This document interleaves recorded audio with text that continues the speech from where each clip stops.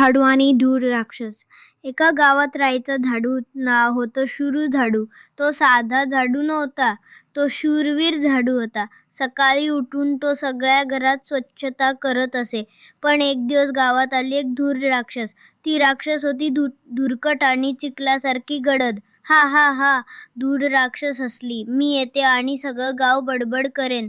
सगळे लोक घाबरले.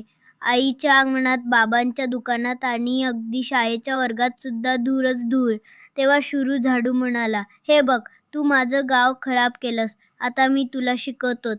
शुरू झाडूने उडती उडी मारली आणि धूळ राक्षसाच्या मागे धावला.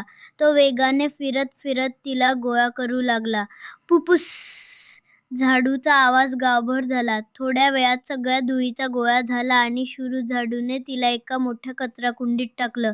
गावचे सगळे लोक आनंदात ओरडले, जय शुरू झाडू, आमचा हिरो. तेव्हापासून रोज सकाळी सगळे म्हणू लागले, झाडूला काम करू द्या, स्वच्छता आपली शान.